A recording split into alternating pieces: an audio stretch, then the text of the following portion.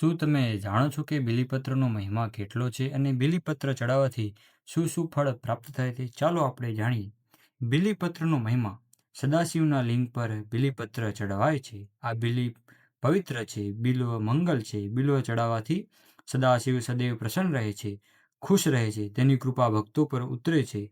બીલીના વૃક્ષમાં શિવજીનો વાસ છે. હા, મૂળમાં સદાશિવ વસે છે. તેના ક્યારાને જળથી ભરપૂર રાખવો જોઈએ. વૃક્ષનું જતન કરવું, તેનું પૂજન કરવું, અર્ચન કરવું. આમ કરવું જ એટલે શિવ પૂજન. ત્યાં દીપ પણ પ્રગટાવી શકાય છે. બિલ્વની ઉત્પન્નની કથા કંઈક આ પ્રકારની છે. એક કાળે દેવી ગિરજાના વિશાળ લલાટ ઉપર પરસેવાનું બિંદુ ઉપસ્યું. દેવીએ તેને લૂછીને જમીન પર ફેંક્યું. તે પરસેવાના બૂંદ વડે વિશાળ વૃક્ષ થયું. એક દિવસ ફરતા ફરતા દેવીએ તે ઘટાદાર વૃક્ષને જોયું. દેવી સહિયર જયાને કહે, આ વૃક્ષને નિહાળે મને ખૂબ જ ખુશી થાય છે.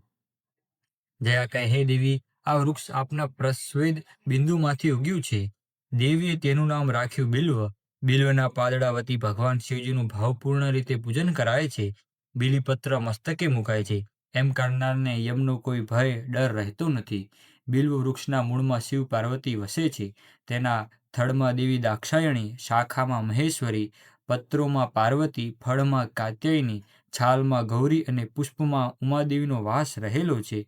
તેના કાંટોમાં 9 કરોડ શક્તિઓનો ભંડાર છે, વાસ છે. બિલ્વનો આવો અદ્ભુત મહિમા છે. હે સજ્જનો, બિલ્વને ત્રિદલ પણ કહેવાય છે. શિવલિંગ પર બિલ્વ ચડાવતી વખતે એક અખંડ ત્રિદલ લઈને નીચે જણાવ્યા મુજબનો મંત્ર બોલીને બિલીપત્ર ચડાવવું જોઈએ. ત્રિદલમ ત્રિગુણાકારમ ત્રિનેત્રમ ચય ત્રયાયુધમ ત્રિજન્મ પાપ સંહારમ બિલ્વપત્ર શિવાર્પણમ. પૂજામાં ઉપયોગમાં લેવાના બિલીપત્ર તેમજ બિલીનું ફળ ઔષધિઓમાં પણ અતિ શ્રેષ્ઠ અને ઉત્તમ હોય છે. તે ગુણકારી પણ છે.